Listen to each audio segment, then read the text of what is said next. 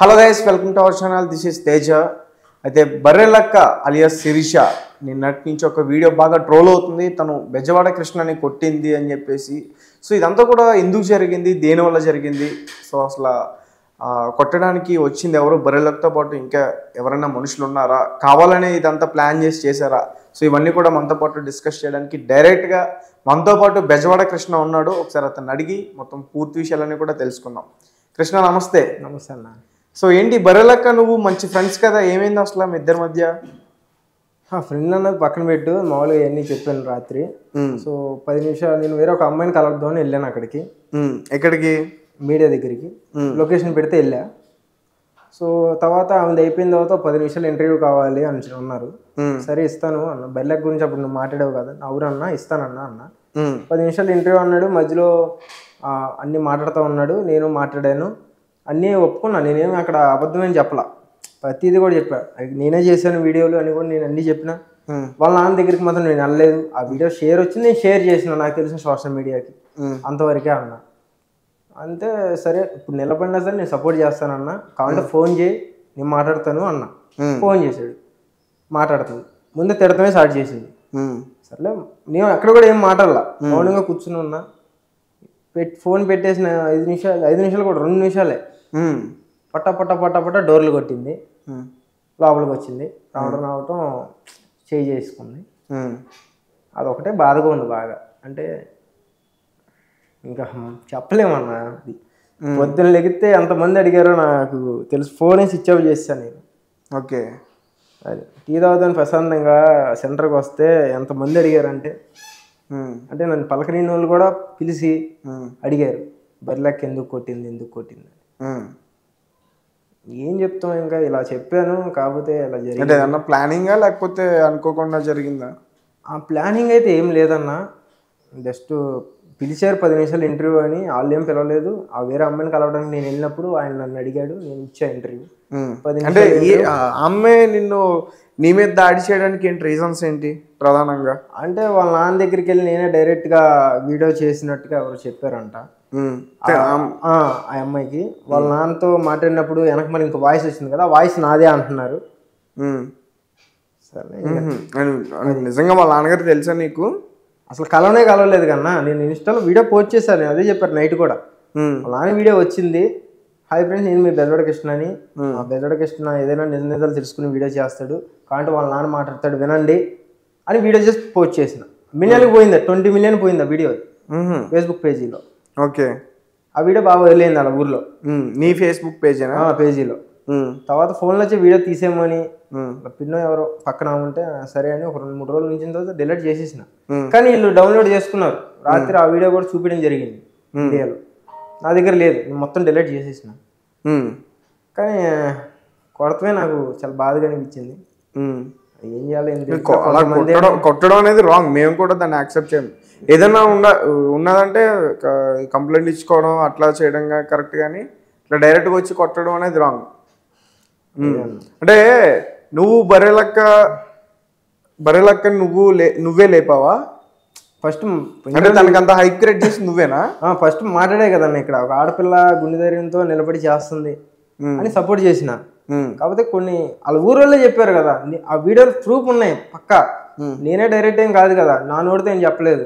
వాళ్ళ ఊరోళ్ళతో ఫోన్ పెట్టి వాళ్ళు ఏం మాట్లాడుతున్నారు అవి పెట్టా వీడియోలు. నేను అవి బాగా వైరల్ అయింది. రాత్రి ఏమంటుందంటే, నేను ఓడిపోవడానికి కారణం నువ్వే, నాకు అన్ని ఓట్లు తక్కువ రావడానికి కారణం నువ్వే అంది. నేనేం మాట్లాడలేదు. నువ్వు మాట్లాడకపోతే ఆమె గెలిచేదంట. ఏమోన్నా మరి ఆ పాయింట్ నేను మాట్లాడలేదు. నాకు ముందు నోట్లో మాట్లాడాలి తను చూసేటప్పటికి, ఎందుకంటే టైంలే ఎమ్మటే వచ్చింది, పటపట డోర్ కొట్టింది. వాళ్ళ తమ్ముడు వచ్చిండు, ఆమెతో పాటు ఇంకో అతను వచ్చిండు, అంతే. వాళ్ళ ఆయనలు కూడా వీడియో తీసిండ్రు. తర్వాత మరి ఏమన్నా మాట్లాడారా నీతో? తర్వాత బయటకు వచ్చింది. బయటకు వచ్చి అడిగింది మొత్తం ఎక్కడ ఉంటావు ఏంటని. చెప్పిన తర్వాత నువ్వే ఎంత బాధపడితే నేను ఎంత బాధపడాలి, నా చుట్టాలు వీళ్ళందరూ కూడా నన్ను అడిగారు, నీ గురించి నేను ఇన్స్టాగ్రామ్ వాడతలేదు అవన్నీ మాట్లాడింది. మామూలుగా బయటకు వచ్చాక సారీ కూడా చెప్పింది. బయటకు వచ్చాక కెమెరా ముందు కాదు, బయటకు వచ్చిన తర్వాత నేను వెళ్ళిపోయేటప్పుడు. తర్వాత నేను వెళ్ళిపోతాడు నాకు కళ్ళు నీళ్ళు ఆగల.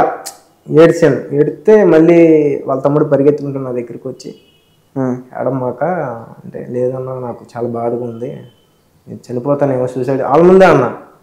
అంటే అలా ఏం చేసుకోమాక, నీకేమైనా హెల్ప్ కావాలని నేను చేస్తాము, హాస్టల్ ఫీజు కట్టాలన్నా ఏం కావాలి నువ్వు నన్ను అడుగు, అది మాట్లాడింది. కానీ ఇంత స్ప్రెడ్ అయిద్దని నేను అనుకోవాలా యాక్చువల్గా. మరి అంత జరిగినప్పుడు, అంత గొడవ జరిగినప్పుడు ఆ వీడియో ఎందుకు రిలీజ్ చేశారు? నాకు అదే అర్థం కాలేదన్న. ఇప్పుడు మరి నువ్వు అడిగావా వాళ్ళని? నేను అసలు నాకు ఇంకా మాట్లాడతగ్గి ఛాన్స్ లేదు. అసలు ముందు రోడ్డు మీదకి వస్తేనే మందల పడిపోతున్నారు నా మీద.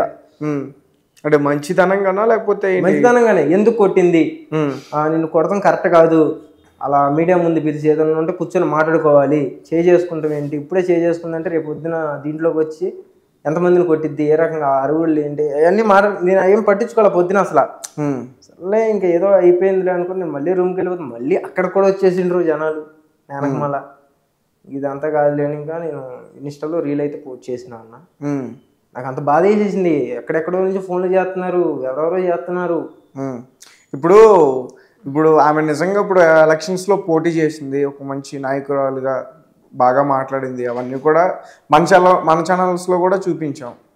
అండ్ రేపు పొద్దున్న ఇంకా మాట్లాడతారు, అపోజిషన్ పార్టీ వాళ్ళు కూడా మాట్లాడతారు, జనాలే మాట్లాడతారు, వ్యతిరేకత ఉంటుంది, వాళ్ళపైన కూడా దాడి చేసేస్తుందా? అన్న వాటి గురించి నాకు తెలియదు అన్న. అలా అందులోకి లాగమాకండి. అలా ఒకటి మాట్లాడినందుకే ఎందుకు భయపడుతున్నావు నువ్వు? నేనేం భయపడతలా. నువ్వు భయపడుతున్నావు అంటే ఒక వీడియో ఇలా షేర్ చేస్తే ఇన్నైతే ఇలా కొడతారా అన్న పాయింట్ వైడ్ ఆలోచిస్తున్నాను నేను నైట్ నుంచి కూడా. నాకు షేర్ వచ్చింది. నిజం చెప్పు, అక్కడ గొడవైన తర్వాత మళ్ళీ నీకు అన్న బెదిరింపులు వచ్చాయా? నాకు ఇంకెవరు కాల్ చేయలేదు. నెంబర్లు అయితే ఇచ్చారు కానీ, వాళ్ళ తమ్ముడి నెంబర్ కానీ ఇంకో అతని పేరు గుర్తురాట్లా, అతను కుర్రోడ్ నెంబర్ ఇచ్చారు, ఆ యాంకర్ నెంబర్ కూడా ఇచ్చిండు.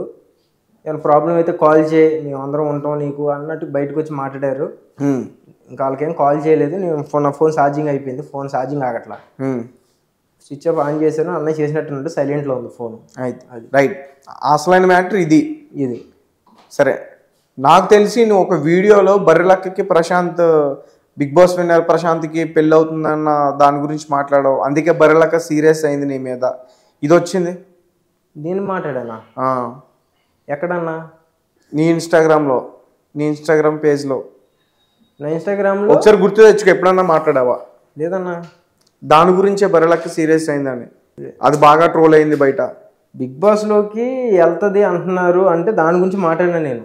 అతను రైతు బిడ్డ పల్లవి ప్రశాంత్, తినేమో ఇలా ఇండిపెండెంట్ గా నిలబడింది కదా, మళ్ళీ దీంట్లోకి రావటం ఏంటన్న మాట్లాడు. అది కూడా అక్కడే మీడియా ముందే మాట్లాడినా నేను. అదొకటే మాట్లాడినా నా ఇన్స్టాలో నేను పోస్ట్ చేయాలి. వాళ్ళిద్దరు పెళ్లి గురించి అయితే నువ్వేం మాట్లాడాలి? పెళ్లి గురించి అసలు నేను మాట్లాడదు. అదే బాగా ట్రోల్ అవుతుంది కదా మరి ఇప్పుడు బయట. వాయిస్ ఎట్టింగ్లు తెలుసు కదా, వాయిస్ మారితే నేనేం చేయలేదు.